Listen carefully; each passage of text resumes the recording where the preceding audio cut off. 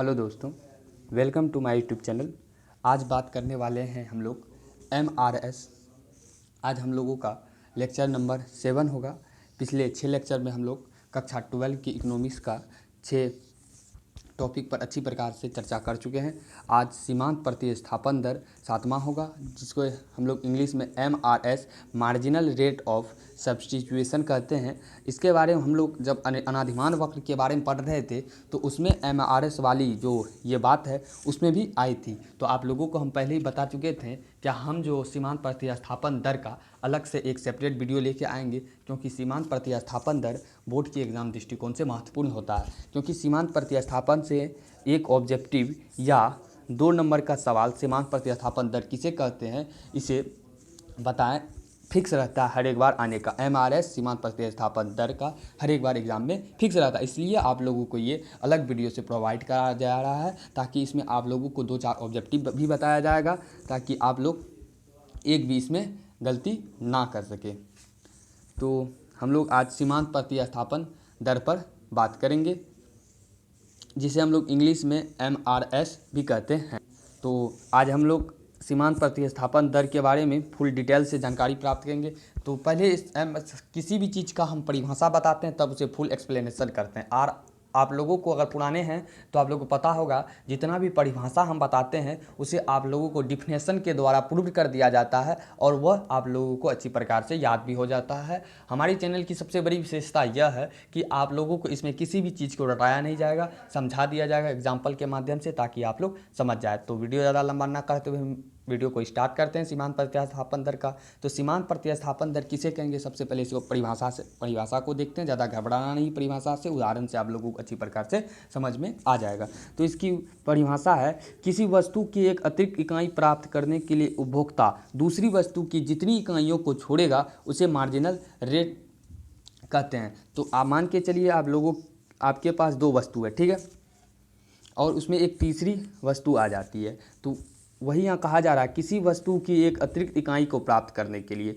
तो उपभोक्ता है इस वस्तु को प्राप्त कर रहा है, लेकिन वह इस वस्तु की इकाई को वह प्राप्त कर रहा है, अतिरिक्त इकाई को प्राप्त कर रहा है इस वस्तु से। तो उपभोक्ता को प्रयोग जो करना था यही 2 वस्तु करना था। तो इसे प्राप्त करने के लिए वह इस वस्तु की जितनी मात्रा को छोड़ेगा उसे ही हम लोग मार्जिनल रेट ऑफ सब्स्टिट्यूशन यानी कि सीमांत प्रतिस्थापन दर कह देंगे। आई होप आप लोगों को ये क्लियर हुआ होगा। क्या किसी वस्तु की एक अतिरिक्त इकाई प्राप्त करने के लिए उपभोक्ता दूसरी वस्तु की जितनी मात्रा को छोड़ेगा उन्हीं को मार्जिनल रेट ऑफ सब्स्टिट्यूशन कहते हैं। आप लोगों को अभी ग्राफ के माध्यम से अच्छी प्रकार से समझ में आ जाएगा। तो MRS का जो फार्मूला होता है यानी कि सूत्र जो होता है वह होता है डेल्टा Y बटे डेल्टा X। आप लोगों को बस इतना ही ध्यान में रखना है, क्या डेल्टा Y बटे डेल्टा X। जो ये डेल्टा Y होता है ये आपका माइनस में होता है और ये आपका डेल्टा X में होता है। MRS बराबर माइनस डेल्टा Y बटे डेल्टा X। तो अब चलिए इसका हम उदाहरण लेते हैं। क्या आप लोगों को एक वस्तु की वह अतिरिक्त इकाई छोड़ेगा दूसरी वस्तु का वह किस प्रकार से वह सीमांत प्रतिस्थापन दर हो जाएगा। तो पिछले लेक्चर में हम लोग केले संतरे का संयोग किए थे, तो यहाँ भी हम लोग ई तक केले और संतरे का संयोग कर रहे हैं। तो क्या कहा गया है कि वह जितनी इकाई को छोड़ेगा वही मार्जिनल रेट ऑफ सब्स्टिट्यूशन होगा। इधर हम लोग सीमांत प्रतिस्थापन दर निकाले हुए हैं। तो सबसे पहले वह केले के संयोग कर रहा है 1, तो संतरे वो 25 कर रहा है, 1 और 25 का वो संयोग कर रहा है, लेकिन फर्स्ट बार हम लोग को कुछ नहीं होता, सेकंड से हम लोग मार्जिनल रेट ऑफ सब्स्टिट्यूशन निकालेंगे। तो बी वाले संयोग में केले का वो 2 कर रहा है तो वह संतरे का उपयोग 20 कर रहा है। तो 25 में से वो कितनी इकाई को छोड़ रहा है, तो वो 5 इकाई को छोड़ रहा है। तो वहाँ 5 वाई हम लोगों का हो जाएगा, क्योंकि हम केले को x में लेते हैं और संतरे को y में लिए हैं। तो 5 इकाई को जो छोड़ रहा है वही हमारा MRS हो जाता है। जैसे डिफिनेशन में भी कहा गया है कि एक वस्तु की अतिरिक्त इकाई प्राप्त करने के लिए उपभोक्ता दूसरी वस्तु, यही दूसरी वस्तु है हमारी, तो जितनी इकाई को वो छोड़ेगा वही मार्जिनल रेट ऑफ सब्स्टिट्यूशन हो जाएगा। तीसरे में क्या होता है, जब 3 इकाई उपयोग कर रहा है तो वह संतरे की 4 इकाई को छोड़ रहा है, तो ये हमारा 4 वाई हम लोगों का सीमांत प्रतिस्थापन दर MRS हो जाएगा। चौथे में वह 13 इकाई उपयोग कर रहा है तो वह 3 इकाई का फिर से छोड़ रहा है, तो ये भी हमारा सीमांत प्रतिस्थापन दर हो जाएगा। और 5वें में क्या कर रहा है, ये 11 इकाई संतरे का उपयोग कर रहा है, तो वह 2 इकाई 2y संतरे की इकाई को छोड़ रहा है। जब 5वें केला का संयोग ई नंबर पे हो रहा है हम लोगों का, तो वह 2 इकाई छोड़ रहा है। तो जब जैसे कि हम लोग डिफिनेशन में भी देखे हैं क्या, जितनी इकाई को छोड़ेगा वही हमारा MRS होगा। तो यहाँ जितनी इकाई को वह इसमें छोड़ रहा है वही हमारा MRS है। तो सिंपल सा आप लोगों को इसे ग्राफ पे प्रदर्शित करने के लिए कहा जाए तो ज़्यादा घबराना नहीं है ग्राफ को देखकर, क्योंकि ग्राफ जो होता है बिल्कुल आसान होता है, जो रहता है उसी को सिर्फ दर्शाना होता है।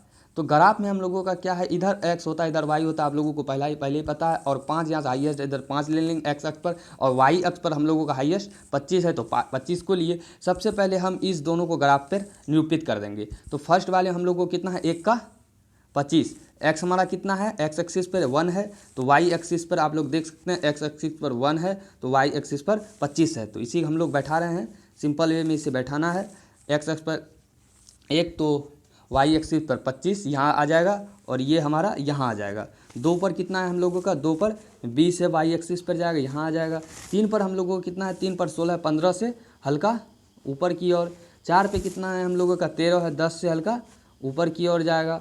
और 5 पे हम लोगों को कितना है, 10 से थोड़ा सा ऊपर जाएगा, 11 हो जाएगा। बस इतना तैयार होने के बाद हम लोगों को क्या करना है, इस प्रकार से एक देखिए यहाँ लाइन खींचा जा रहा है, यही हमारा MRS हो जाएगा। लाइन खींचा जा रहा है तो फर्स्ट वाले हमारा कितना है, सीमांत पर इसके अंदर में लिख देना है 5y 4y, इसी को हम लोगों को दर्शा देना है यहीं तक। और एक लाइन जो मिल रहा है बस इसी को हम लोग सीमांत प्रतिस्थापन दर MRS कह देंगे। सिंपल सा था, MRS का दर। तो आप लोगों को आई होप ये वीडियो समझ में आया होगा। तो समझ में आए तो आप लोग ज़रूर कमेंट करें इसके बारे में, ताकि आने वाले दिनों में और इससे अच्छी आप लोगों को वीडियो मिलती रहे। तो MRS का सबसे पहले इस दोनों को बैठा देना है, उनके बाद एक ग्राफ बन रहा है इसे मिला देंगे। यही जो ग्राफ जो बन रहा है इन्हीं को हम लोग MRS कह देंगे, सीमांत प्रतिस्थापन दर कह देंगे। यह हमारा सबसे छोटा टॉपिक था और इससे 2 नंबर में ही सवाल आएगा। और एक यहाँ आप लोग ऑब्जेक्टिव नोट डाउन करेंगे, क्या सीमांत प्रतिस्थापन जो है वह तटस्थता वक्र रेखा के ढाल को बताती है। तो सीमांत प्रतिस्थापन दर ऑब्जेक्टिव में पूछा जा सकता है, वह किस रेखा के ढाल को बताती है।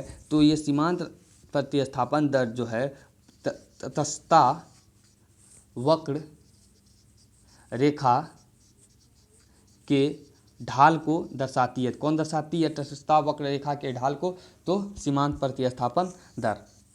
तो आई होप आप लोगों को ये जो हमारा किसी वस्तु की यानी सीमांत प्रतिस्थापन दर की जो डिफिनेशन था क्लियर हो गया होगा। क्या, किसी वस्तु की अतिरिक्त इकाई प्राप्त करने उपभोक्ता दूसरी वस्तु जितनी इकाई को छोड़ेगा वही सीमांत स्थापन, उसी को हम लोग सीमांत प्रतिस्थापन दर कहेंगे। तो आज का हम लोग लेक्चर समाप्त होता है। यह बहुत छोटा ही टॉपिक था, हम लोग नेक्स्ट वीडियो में नेक्स्ट लेक्चर पर बात करेंगे। तो thank you all of you, thanks for watching.